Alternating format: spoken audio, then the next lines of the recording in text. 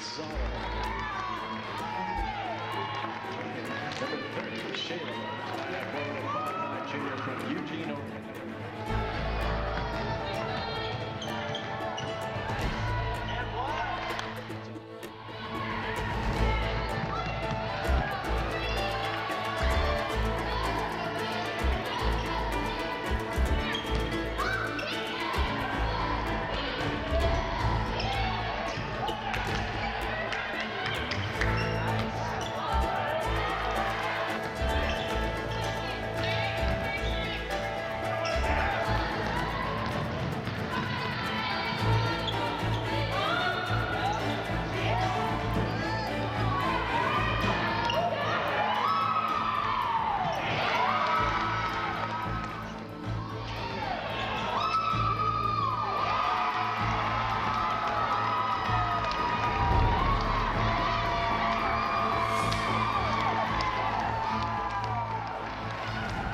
Hi everybody, this is Darrell Lonnie with head women's basketball coach Greg Bruce. We're going to, much like we did for Coach Stanger's show with the men, we're going to talk about some regional rankings in that so many of the schools in the GNAC are not only involved in these regional rankings, but they're right up at the top, and our hope and the league's hope is that somebody from the league's going to be number one at the end. UC San Diego has been number one, got beat over the weekend, you were telling me, Coach, so that will probably drop them down. Now, 2 and 3 and 4 were Western Washington 2, Seattle Pacific 3, Alaska Anchorage 4, Northwest Nazarene 5. Boy, that tells us a whole bunch about the toughness of your league, doesn't it? Now, what conference are they in, Darrell? Yeah. Oh, that's right, they're in the GNAC. The one you're playing in. Exactly. And Seattle Pacific beat Western Washington on Saturday in Seattle. Yes. So now they're tied for first in our conference. Yes. There's a two-way tie, but maybe a three-way tie. I'm not sure what the losses are, to be honest with you. But I think the regional rankings might shift a little bit, because that's San Diego's second loss in the last 3 weeks. Okay. And you know, it's a committee that decides this. There's a committee of / athletic directors. Might be a coach or two on there. I'm not sure who makes up the women's side, to be honest with you. Oh, okay. But they have a conference call every week, and they go through a whole bunch of stuff. It's not just the team's record. It's who they've played. Their regional record is more important than their overall record. It comes down to strength of schedule, who they've played, and then the teams that they've played, whom they've played. It's kind of like, it's getting to be more like men's basketball Division I right, than it ever has been for the women's side. So I think that's really good. It encourages everybody to beef up their schedules. And you have fairly equal distribution, I assume, representatives from the three conferences? Yeah, I don't know what the breakdown is, but they're equally represented, and there's one person that's the chair. And so normally, and I've been on the committee in the past, it's been a few years, but I've been on the committee, and normally they have a vote of the members. And then if there happens to come down to a tie, or there's a, you know, the equal number of votes for two different teams, then the head of the person, or the chair of the committee, will make that differential, break that tie. Now, right now, you're 2, 3, 4, 5. Your league has 2, 3, 4, 5 positions in these rankings. And if that were to remain constant until the end of the year, that would mean you would get 4 teams then out of your league into the playoffs. And whoever winds up number 1 then hosts, correct? Unless it's Alaska Anchorage. They put a clause in last year, halfway through the season, the NCAA did. If it involves a Hawaii or Alaska team that's number 1 seed in a region, they will have 2 separate 4-team tournaments. One in let's say Anchorage gets to be number 1 seed in the women. Sure. They would host a 4-team tournament. 1 and 4. Let's see. No, 1 and 8 and 5 and 4 would go to Anchorage. Okay. 2, 3, 2, 7, 3, 6. And yeah, they would go to whoever the number 2 seed is. To the winner of that region would then go to Anchorage and play a 1-game shot to go to the Elite 8. Very interesting. That's good stuff. All right, let's talk about your team. You had 2 games, could have swept, maybe should have swept. Had played a terrific game Thursday night. Really, the game that I was more impressed with, obviously, was the game you lost Thursday night, because your team played very, very well, didn't they, against Anchorage, and lost a heartbreaker. It was. I thought it was a really, at the time, I was disappointed and discouraged, obviously, and so were the players, but you're looking back on that was really a good weekend for Western Oregon women's basketball. It shows, to me, it shows how far the program has come. If we can take Anchorage on head-to-head in our gym, obviously that helps, but in our gym, and play them down to the wire with a chance to win in the last 30 seconds, I think that shows that we're on the cusp of getting over the hump, so to speak, and making us a competitive Division II team in a very competitive conference. I was really proud of the girls. I thought they fought, they scrapped, they did everything that we asked them to do. They followed the game plan to a T. We put 60 points on the board. We said if we can hold Anchorage to 60 or less, we can win this game.